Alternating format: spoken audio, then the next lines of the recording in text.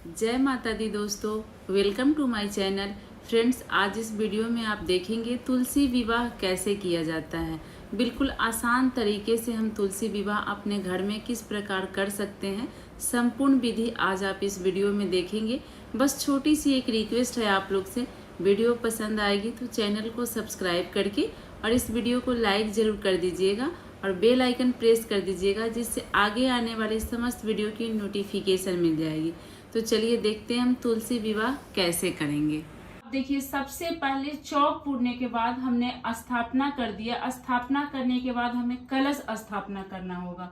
तो यहाँ पे चावल का आसन देते हुए हम एक कलश की स्थापना कर लेंगे और इस कलश में हल्दी, सुपारी, पान, लौंग, इलायची सब कुछ डाला हुआ है, जो हर कलश में हम डालते हैं। और विवाह में दीप कलश की स्थापना की जाती है, तो हम एक दीप कलश प्रज्वलित कर लिए हैं। विवाह में सबसे पहले दुल्हा दुल्हन को हल्दी का रस्म किया जाता है। विष्णु भगवान का इस प्रकार से हल्दी का विधि हो जाता है और विष्णु भगवान को लगाया हुआ हल्दी हम तुलसी माता को लगाते हैं। हल्दी लगाने के बाद दुल्हा दुल्हन को स्नान कराया जाता है, तो हम भाव स्वरूप इस प्रकार से स्नान करा लेंगे। जैसे दुल्हा को शादी में चादर ओढ़ाते हैं, धोती का, गमछा का, तो उस प्रकार से हमने लाल गमछा का विष्णु भगवान को ओढ़ा दिया है। अब तुलसी माता को हम चुंदरी ओढ़ा देंगे और हल्दी के रस्म करने के बाद मेहंदी का रस्म होता है। मेहंदी को घोल लीजिए और इसको घोल के सबसे पहले विष्णु भगवान को लगाया जाता है। इस तरह से आप हाथ में मेहंदी लगा दीजिए और यही मेहंदी तुलसी माता को लगाया जाता है। हम धूप दिखा देंगे विष्णु भगवान को भी, तुलसी माता को भी। हमारा मेहंदी हो गया, हल्दी हो गया। अब हम जयमाल करवाएंगे।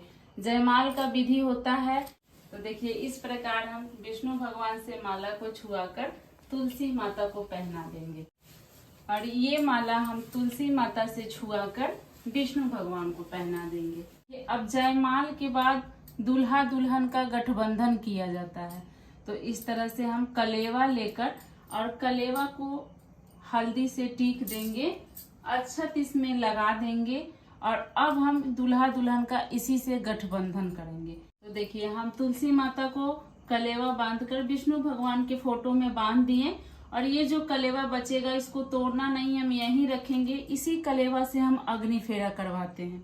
अब कन्यादान होता है, तो देखिए कन्यादान के लिए 5 बर्तन, 2 बर्तन, जो भी नया बर्तन हो आपके घर में, नया बर्तन देकर कन्यादान किया जाता है। कन्यादान के लिए सबसे पहले दूल्हे का प्लेट में पैर रख करके धोया जाता है।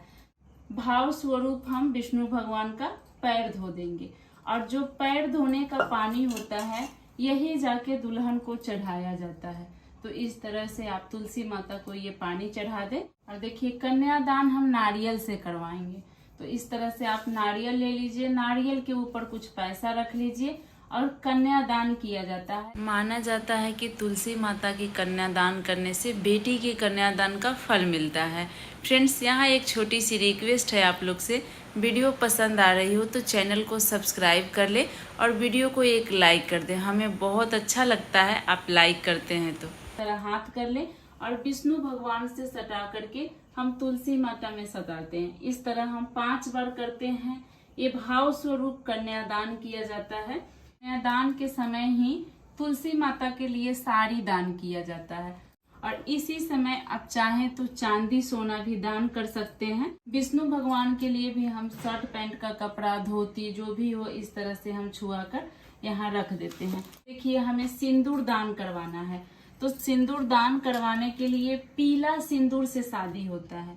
पीला सिंदूर ले ले, आप सिक्का ले ले। अगर आपके पास चांदी का सिक्का है तो आप उसी से करवाएं, चांदी का नहीं है तो आप कोई भी सिक्का ले सकते हैं।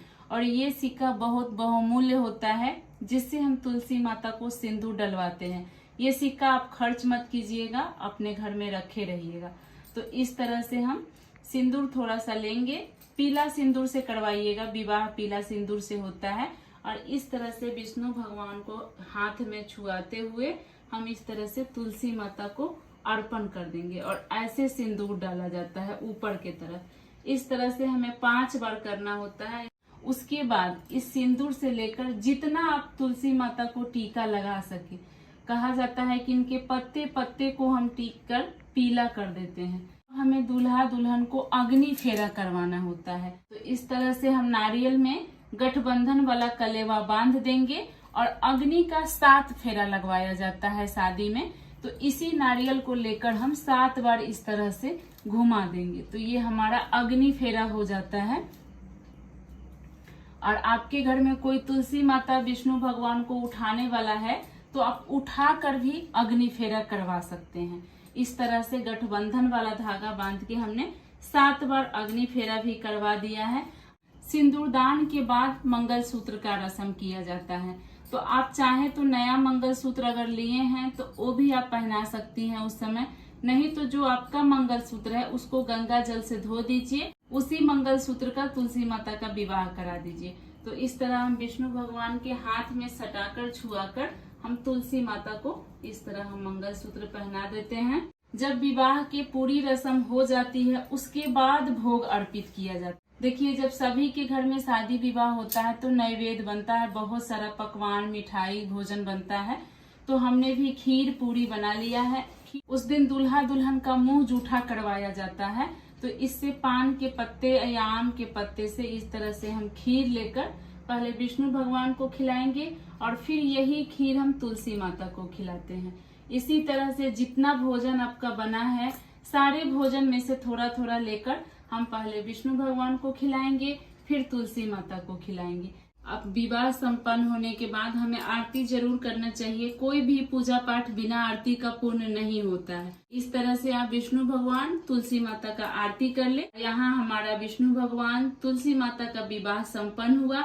आज की मेरी वीडियो यहीं तक थी। आशा करती हूँ, उम्मीद करती हूँ आप लोग को जरूर पसंद आया होगा। वीडियो कैसी लगी, आप लोग कैसे विवाह करवाते हैं, कमेंट में जरूर बताइएगा। पसंद आई हो तो एक लाइक कर दीजिएगा, चैनल को सब्सक्राइब कर लीजिएगा। इसी तरह की पूजा पाठ की वीडियो के साथ कल फिर मिलेंगे। जय माता दी।